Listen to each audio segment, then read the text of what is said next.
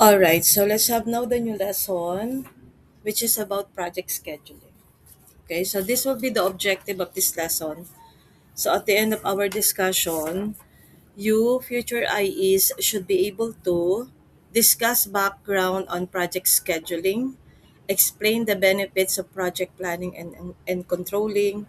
Then also we will discuss the different network techniques, particularly we will have the PERT and CPM together with the Gantt chart. Okay, so I know you have already some ideas regarding the PERT CPM because as far as I know, it was discussed already in the OR subject. Okay, so let's start. So once project planning is completed, so i-assume natin na tapos na tayo sa planning stage. The next step is to schedule the project according to some timeline. Remember, since meron tayong timeline, kailangan susundin or susundan yung timeline. So, what are the requirements for project scheduling? So, una, syempre, we should have the knowledge of the activities. All the activities concerned in the process of developing the project. Okay? Then also we should know the depth of the activities, gaano ka complex, gaano ka simple yung mga activities na involved sa pagtatapos ng project. Then also we should know also the dependencies between activities. When we say dependencies, meron bang makaapekto ba yung other stages to the other stages of the activities? Or it is something like, halimbawa, makaka-move on ba yung susunod na stage kahit hindi pa tapos yung sinundan na stage? Ganyan, okay? Kaya siya dependencies. And of course, kung gaano tatagal yung duration ng bawat activities. Duration of activities, not the duration of the project. Okay, so we are pertaining to the duration of each activity involved in the completion of the project. Okay? Effective scheduling allow us to perform the following. Una, meron tayong tinatawag na what if exercises. Ano yung sinasabi natin na what if exercises sa project management? So it is actually a tool used to challenge assumptions, anticipate risk, encourage motivation by visualizing alternatives. So example dito yung mga questions na what if this project fails? Yan. Kaya siya what if. What if we doubled our sales? What if so on and so forth, so on and so forth. Okay, so ito yung mga yung mga tanong na ah, talagang nasa isip natin kapag hahawak tayo ng isang project, 'di ba? Yung what if hindi matapos yung project on time? What if hindi kasya yung budget para doon sa project? So yun yung sinasabi nating what if exercises. Okay? Pero remember, ano siya ha, tool siya. Tool siya na ginagamit sa pag-handle ng project kasi nagkakaroon tayo ng assumption na anticipate natin yung risk at saka nakakapag-encourage siya ng motivation. 'Di ba? Halimbawa yung what if hindi maging success yung project. So challenge ka bilang project manager. Kailangan ko tong matapos, 'di ba? So example 'yun ng what if exercises. Then also we have it allow us to develop contingency plans. 'Di ba yung sinasabi natin yung contingency plans?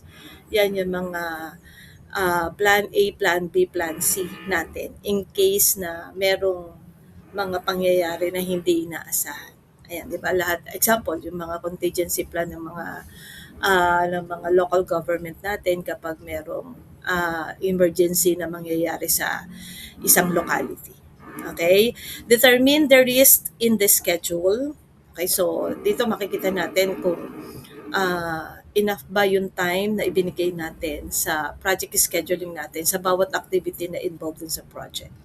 Then also, it allows us to perform trade-offs and minimize paperwork during customer review meetings.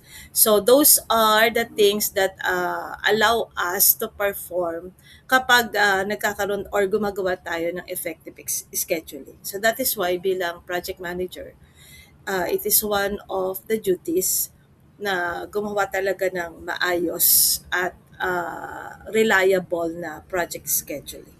Okay?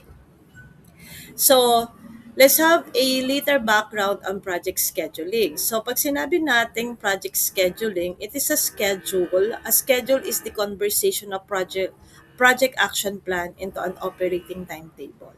Kaya 'di ba sabi ko sa inyo, ginagawa si project scheduling after the planning. 'Di ba? Kasi i-convert natin yung plan sa operation na talaga using a timetable. Kaya sabi ko kanina during the introduction, so since gumawa ka ng timetable, dapat susundin mo holistically yung timetable. Kasi pag hindi sinunod yung timetable holistically, either sobrang aga matatapos yung project or sobrang late matatapos yung project. Okay? Then also, it serves as the basis for monitoring and controlling project activity. Kasi di ba kung meron timetable, makikita mo kung nasusunod ba. So magkakaroon ka na ngayon ng mapo-foresee natin kung kaya ba doon sa binigay na schedule ng deadline ng project na matatapos. Also, nakokontrol natin yung nakokontrol at namomonitor natin not only the activity as well as the budget. 'Di ba? Mamaya kasi ubos na yung budget tapos nasa kalahati pa lang yung project kasi hindi nga nasunod yung timetable. Also, it is a major tool for the management of projects with plan and budget. So, same thing nung na-mention ko kanina for item number 2. Okay, so ito yung some example ng uh, specific resource of the organization in establishing the proper timing for the project. So example, yung mga manufacturers, bakit sila nagkakaroon ng project scheduling? Siyempre, sa scheduling, sinasama nila dyan yung schedule ng workers, di ba? Ilan ang papasok sa ganitong oras, okay, ilan ang magbe-break sa ganitong oras. Halimbawa,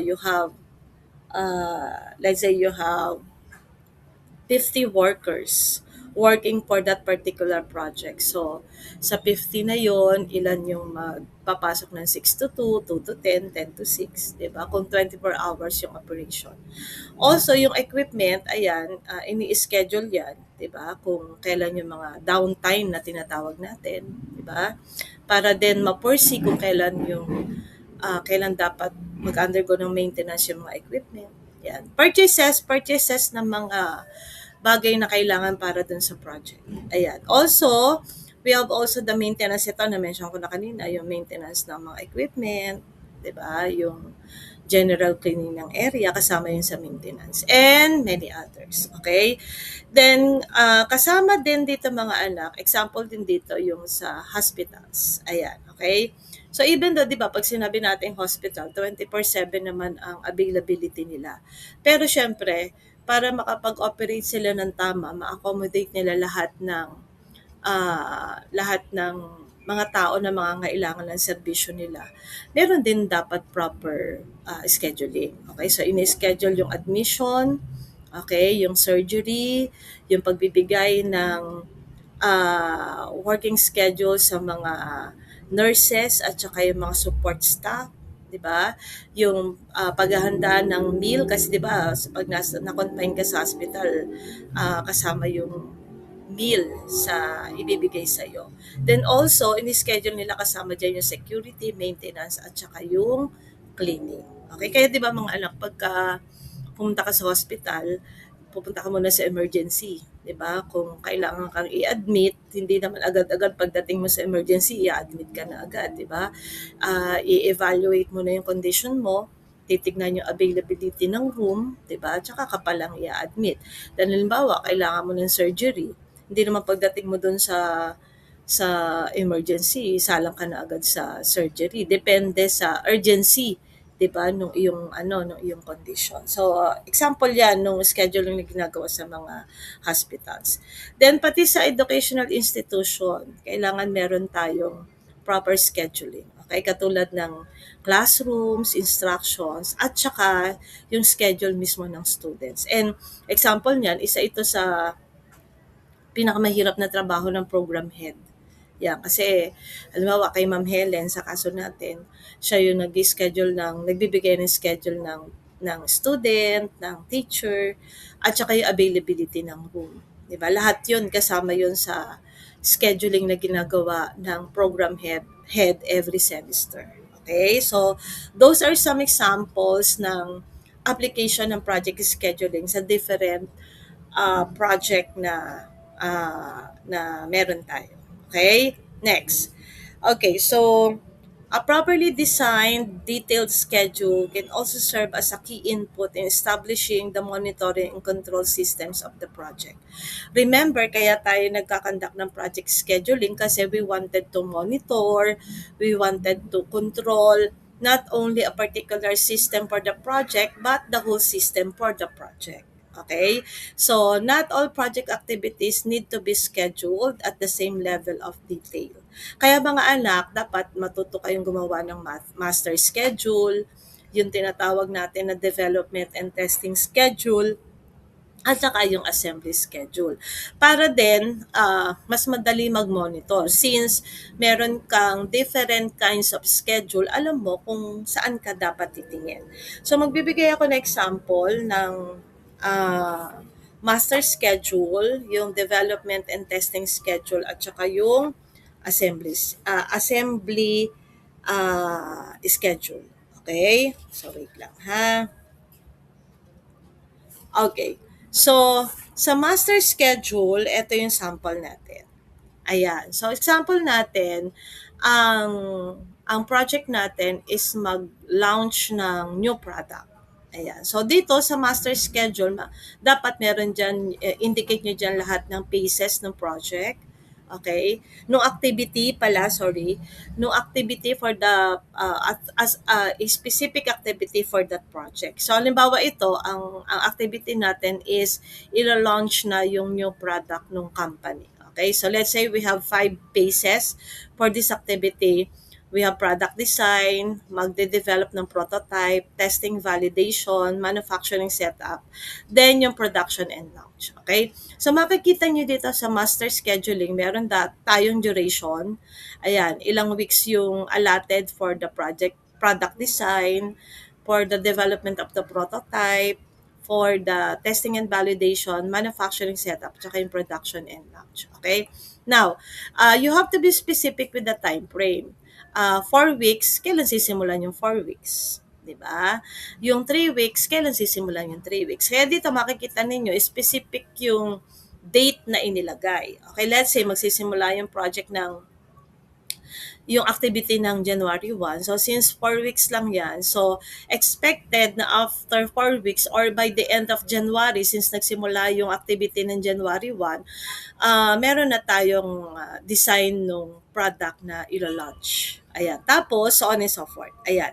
So, as you can see, dahil meron lang naman expected na 5 phases yung project, by April 22, malo-launch na siya.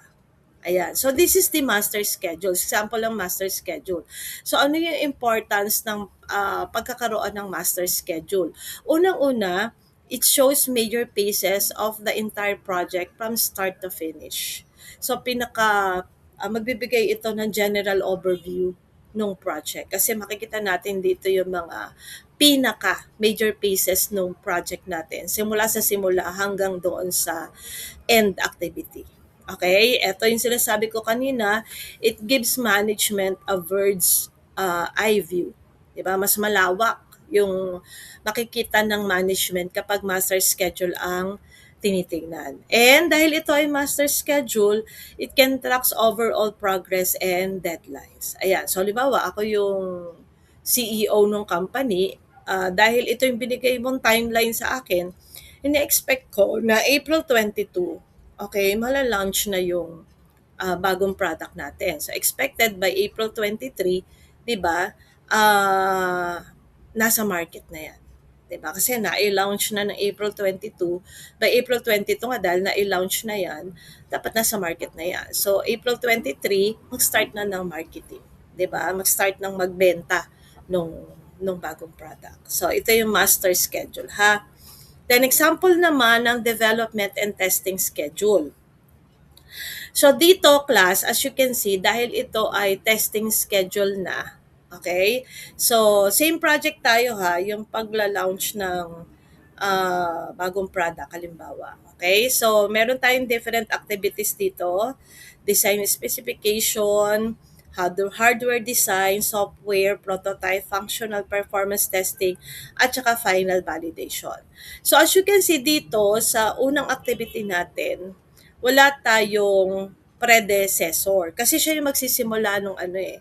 Siya yung magsisimula nung action ng activity. Okay? So, ibig sabihin, sa kanya mag-i-initiate. Okay? Sa kanya yung initial step para mabuo yung project. Okay? Tapos, kung mapapansin ninyo, yung mga sumunod na activity, yung naunang yung mga naunang activity, yun yung predecessor nila. So ibig sabihin, halimbawa ito, si hardware design, ang kanyang predecessor is si design specification. So ibig sabihin, hindi makakapag-design ng hardware kung walang or hindi pa tapos sa design specification. Okay, same thing as sa software development. So, kailangan meron ng design specification para bago mag-develop ng software. Okay? Tapos, sa prototype, ayan, kailangan meron ng hardware at saka software kasi prototype na yung gagawin eh. 'Di ba? Tapos para ma-test yung functional nung product, kailangan syempre may prototype na. 'Di ba? Tapos sa performance testing, kailangan tapos na siya sa functional testing. Then sa final validation, kailangan tapos naman na sa performance testing. Tapos ganun ulit, dahil scheduling ang pinag-uusapan natin, kailangan may duration. Okay? Tapos, meron, hindi man ito, as you can see, hindi na date, specific date yung nilagay. Pero, so pwede na din dito kung anong week yung tinutukoy natin. Halimbawa, week 1, week 2 to 3, so on and so forth. So, halimbawa, kung nagsimula ka ng January 1, so yung first week ng January, second to third week, then kasama sa second week hanggang fourth week yung third activity, then so on and so forth. Okay, so ano yung importance ng development and testing schedule? So unang-una, it breaks down the design, development, and testing activities into smaller tasks. Kasi 'di ba makikita nyo, specific dito, ano yung activity na kailangang gawin, 'di ba? Then also it helps engineers track technical progress. So dito dahil development and testing ito, so it is more on the technical side of the project. Okay? Then it also identifies critical activities and dependencies. Ito yung sinasabi ko sa inyo, 'di ba? Na hindi makakapag-move on yung isa kung hindi natatapos doon sa predecessor niya. So example nga ito, si hardware design, hindi siya makakapag-move on kung hindi pa tapos yung design specification. Then so on and so forth. Okay? Then also it is used for debugging delays. 'Di ba? Pag sinabi nating debugging, 'di ba, yung sa computer natin commonly naririnig 'yan. So, we are finding errors in the software or the hardware, 'di ba? Since ang activity natin is more on the development of siguro more on computer application, 'di ba? Kaya meron tayong debugging na tinatawag. So makikita dito ano yung mga dapat nating makikita agad dito yung mga errors na pwedeng mangyari, particularly doon sa software at saka sa hardware nung project na ginagawa natin. Okay? And then, example naman tayo ng assembly schedule. Ayan. So, again, meron tayo ditong predecessor. Okay? So, example natin, yung activity natin, receive components, assemble circuit board, install casing, install software, final inspection, at saka packaging. Okay? So, ganun ulit. Since meron tayong predecessor, hindi makaka-move on dun sa next activity kung hindi tapos yung kanyang predecessor. So example dito, si assemble circuit board. So kailangan ma-receive niya muna yung mga components, 'di ba? Bago siya pwedeng gawin. Okay? Same thing as dito sa install casing, kailangan ma-assemble na muna yung circuit board. 'Di ba? Ito. Yan. Tapos sa install software, kailangan naman na-install muna yung casing.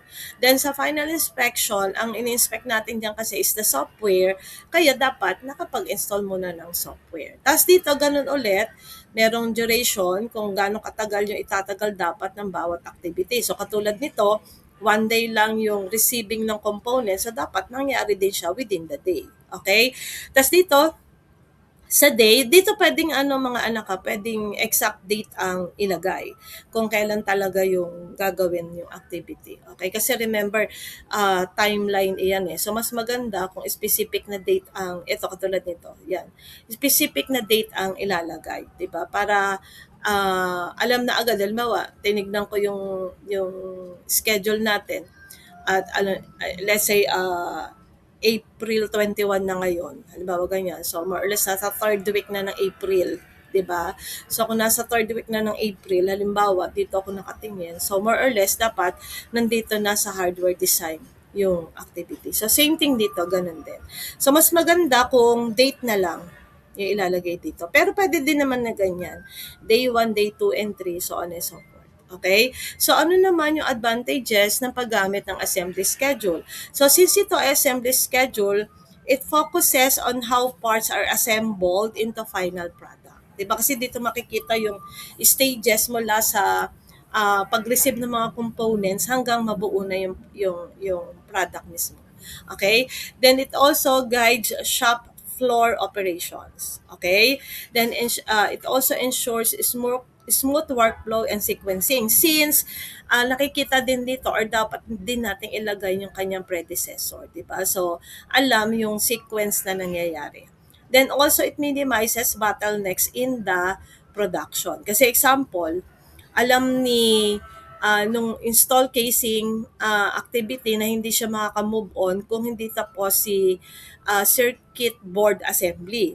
So therefore, si circuit board, alam niya na pag hindi siya natapos, makaka-apekto siya doon sa susunod na stage. Kaya, therefore, dapat sumunod siya doon sa timeline na binigay sa kanya or else magkakaroon ng bottlenecks doon sa production. Ayan, okay? So, these schedules are typically based on the good practice to create a schedule for each major task level in the WBS that will cover the work packages. Kaya mga anak, again, si project scheduling, nakasalalay ito sa maayos na WBS natin. Diba? Tinuruan ko naman na kayo kung paano gumawa ng WBS.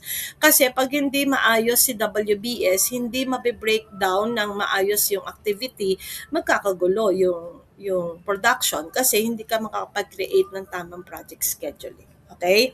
One can focus mainly on those that need to be monitored for maintaining adequate control over the project. Lalo na yung mga activity na merong predecessor. 'Di ba? Kasi hindi gagalaw yung next stage kung hindi tapos yung previous stage. Kaya ang mangyayari dyan, pagka ganun ng ganun ang kaso, lalala yung bottleneck sa work, sa flow ng production.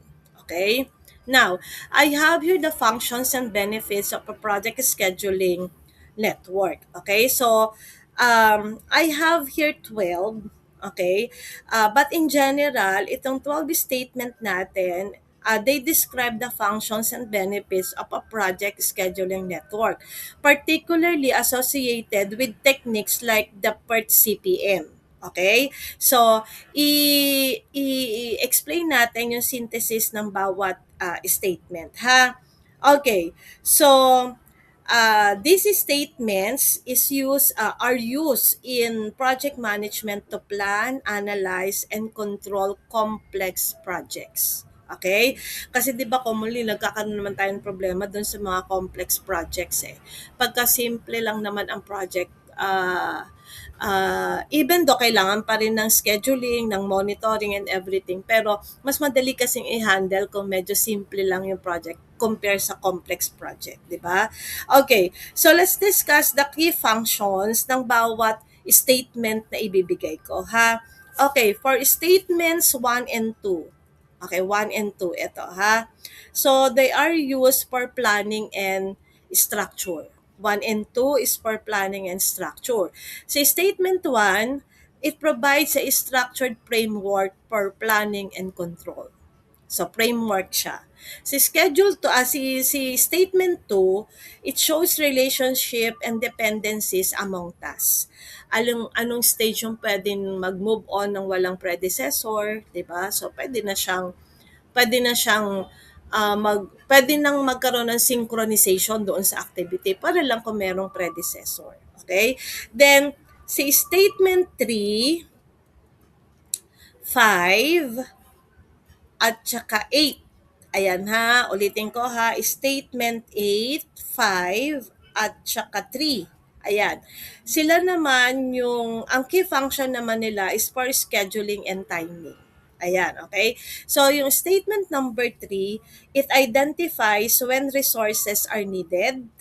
Then, sa statement number 5, it estimates project completion. Ayan.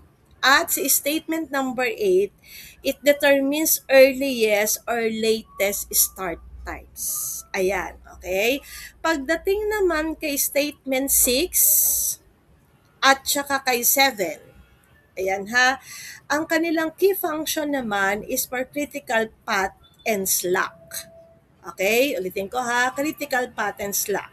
So, si statement 6, it identifies critical activities. So, meaning no delay allowed. Ayan ha. Then, si statement 7, it identifies slack or float activities. Okay? Ibig sabihin, pwede siyang mag-floating muna. Ayan, hindi siya masyadong magkokos ng harm doon sa schedule ng kabuuan ng project. Ayan. Then, statements 4, 9, 9, at saka statement 11. Ayan, ulitin ko ha. Statements 11, 9, at saka 4. Ayan. Ang key functions naman nila is for coordination and communication. Si statement 4, it improves interdepartmental communication. Remember ha, kahit per department ang function, still kailangan nilang mag-communicate sa isa't isa since all of them will be working together for the success of the project. Okay? Si number 9 naman, it helps coordinate tasks to avoid conflicts. Then si 11 naman, reduces interpersonal conflict through clarity. 'Di ba? At least alam ng bawat isa kung ano yung role na gagampanan nila for the completion of the project. Okay? Then yung number 10, nandito naman na tayo sa number 10. Ang kanyang key functions is for optimization and execution. Ayan, okay? So, sa number 10, it identifies parallel activities to shorten duration. Baka kasi merong mga activities na parallel to each other na pwedeng magpaiksi doon sa duration ng project scheduling natin. And for number 12, si number 12 na lang yung hindi pa natin na-identify, ang kanyang key function is for risk and probability. Kaya dito, siya yung gagamitin natin for part specific. Okay? So, number 12 allows probabilistic analysis of completion dates. Ayan. Okay? So, gagamitin na natin ng part CPM, kumbaga. Okay? So, again ha, ulitin ko, so, in general mga anak, all these 12 statements describe the objectives, advantages, and application of the PERT CPM network scheduling in project management. So ulitin ko ha, si 1 and 2, ang kanilang key functions is for planning and structure. Si 3, 5, and 8, ayan, they are for scheduling and timing. Si 6 at saka si 7, they are for critical path and slack. Then si statements 4, 9, and 11, they are for coordination and communication. Then statement 10, ito, is for optimization and execution. And statement 12 is for risk and probability. Dito natin gagamitin si part CPM. Ayan. Okay? So, speaking of, let's have now the network techniques that we will be using for project scheduling. So again, this discussion will be concentrated on the use of the PERT CPM together with the Gantt chart. Okay? So let's have first the PERT system. So it is known as Program Evaluation and Review Technique. It was developed by the US Navy in cooperation with Booz Allen Hamilton and the Lockheed Corporation for the Polaris Missile Submarine Project way back in 1958. Ayan, okay? Then, primarily, mga anak, ah it was been used for research and development or R&D projects. Though its use is more common on the development side than it is on the research side. So ginamit siya primarily sa research and development. Pero but it is more on the development side rather than on the research side. Ayan, okay? Then si CPM naman or the critical path method, it is developed by DuPont Incorporated during the same period of the development of PERT. Kaya kung mapapansin ninyo sa OR ninyo, ang lesson is PERT CPM kasi parang they almost develop in the same period. Pero still iba yung function nilang dalawa. Okay? So saan naman ginamit si CPM? It is designed for construction projects and has been generally embraced by the construction industry. Ayan, okay? So, dito mga anak, ayan, so magko-concentrate tayo sa part CPM ha. Although part CPM were developed independently, they have a great deal in common. Ayun yung sinasabi ko sa inyo, di ba? Na magkaiba sila ng concept. Okay? Pero mas maganda kung ginagamit sila ng sabay kasi they have a great idea kapag magkasama silang ginagamit. Okay, so si PERT originally stressed probabilistic activity time estimates because the environment in which it's developed was typified by high uncertainty. Okay? So pwede siya sa mga high uncertainty part ng project natin. Kaya 'di ba yung statement number 12 kanina, ayan, doon na natin gagamitin si PERT because it allows probabilistic analysis of completion classes. And the CPM was developed were much less certain. So CPM originally made no provisions for variable time estimates. Ayan, okay? So, to transform project plan into a network, one must know what activities comprise the project and for each activity, who are the predecessors or the successors. Okay, so linawin muna natin, ayan, yung sinasabi dito. Ayan, so ayun sinasabi natin dito. So sabi dito, to build a project network, you must identify the following. Una, all activities. Pag sinabi nating all activities, tasks that need to be done. Okay? From smaller to the biggest task na kailangan gawin for the completion of the project. And of course, you should know their relationship. Specifically, which task must come before or after others. Kaya meron tayong predecessors or successors. Okay? Ngayon, pag sinabi nating predecessors, o sa dalawa lang ang titignan natin na relationship ha, o ulit tayo ha, to build a project network, para magamit natin yung project network natin, kailangan ma-identify muna natin lahat ng activities need to be done. At kailangan ma-identify natin ano yung relationship ng mga activities na to sa isa't isa. Yung relationship na to, pwede nating tawagin na predecessors or successors. Okay? So pag sinabi nating predecessors, activities that must be completed before another activity starts. Pag sinabi naman natin successors, activities that come after a given activity. So pag halimbawa para mas maintindihan ninyo, halimbawa sa number, halimbawa so let's say we have 50. Okay? So hindi siya pwedeng maging 50 kung hindi dumaan kay 49. Tapos, mapoprove natin na 50 siya kung ang susunod sa kanya ay 51. Diba? So, therefore, ang predecessor natin is the 49, ang successor natin is the 51. So, yun ang example ng predecessor at saka ng successors. Okay? And an activity can be on any of these conditions. So, meron tayong three possible activity conditions. Okay? So, every activity in a project network falls into one of these. So, yung una, it may have a successor or successors, but no predecessors. Predecessor or predecessors. Okay? So, commonly, this is a starting activity. Okay? Kaya wala siyang predecessor.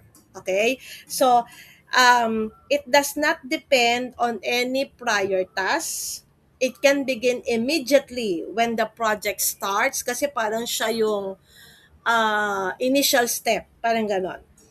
And it can lead to other activities. So example ng has a successor but no predecessor. Halimbawa, construction project.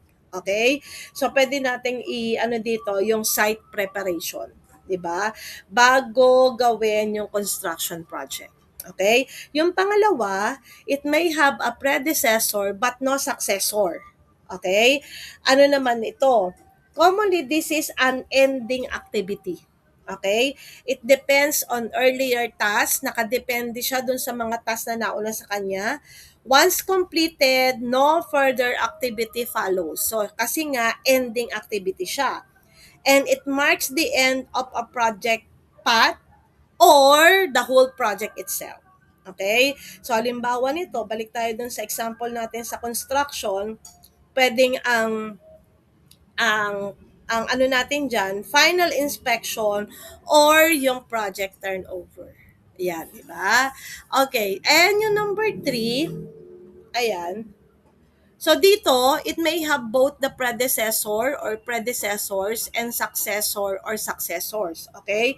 So, this is an intermediate activity. Okay? So, dahil nga pwedeng siyang may predecessor, so it depends on previous tasks. It also triggers subsequent tasks. Kaya pwede siyang may successor at the same time meron din siyang predecessor. Okay? And most activities in a project fall in this category. So example nito, yung pag-i-install ng wiring halimbawa, 'di ba? So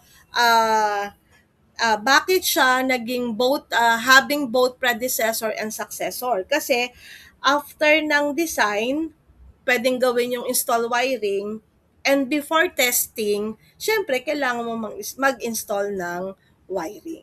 Ayan, okay? So, why this matters? Yun ang pangalawang tanong. Understanding this relationship allows us to build an accurate network diagram. Kasi 'di ba, alam natin kung kailangan ng predecessor at kung kailangan siya as successor. Okay? Then identify the critical path. Commonly dahil gagamit tayo ng per CPM, it is used to identify the longest path in the network. Okay? Then it's also determine the float or the slack and schedule tasks efficiently and avoid delays. 'Di ba? Kasi alam na agad natin na anong activity yung hindi makakagalaw kung hindi tapos yung sinusundan niyang activity. So, yun yung iiwasan natin na magkaroon tayo ng bottlenecks during the operation. Okay? So, example ito mga anak, yung simple visualization lang natin. Nagamit tayo ng letters A, B, and C. Ayan, okay? Halimbawa, si activity A, okay, siya yung mag-start. Siya yung ano ha, siya yung initial activity. So therefore, doon tayo sa no predecessor pero has successor. So ibig sabihin, dahil siya yung starting activity, siya yung susundan. So therefore, hindi makaka-move on si B kung hindi tapos si A. Okay? So si B, siya yung nasa gitna. So therefore, meron siyang predecessor, at the same time, meron din siyang successor. Okay? Pero si C, dahil nga siya yung magiging end, meron siyang predecessor pero wala siyang successor. Kasi since end na siya, ibig sabihin wala nang susunod na activity sa kanya. 'Di ba? So ano ang bottom line nito? This concept ensures that all project activities are logically connected, forming a flow of work from start to finish. Okay? Essential for accurate scheduling and control in project management. Ayan, okay? So,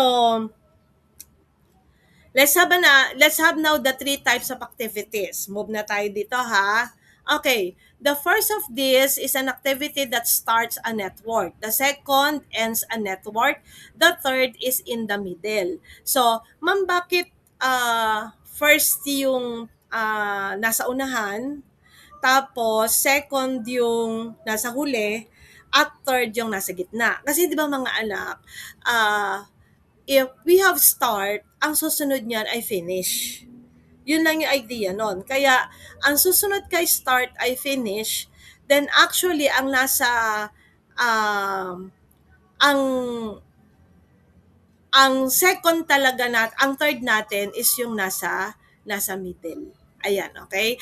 So, activities are represented here by the rectangles. Ito, okay? One form of what in a network are called nodes. So, itong mga rectangle natin, ang tawag natin dyan ay nodes with arrows to show the precedence relationship. Okay? So, ito yung sinasabi natin kanina. Halimbawa, we have here yung start. So, siya yung no predecessor pero meron siyang successor, 'di ba? Then ito yung continue, siya yung merong predecessor at merong successor. Tapos itong finish, siya yung merong predecessor pero wala na siyang successor. Ayan, okay? So, example tayo ha. Ito yung statement. As of tomorrow, employees will only be able to access the building using individual security cards.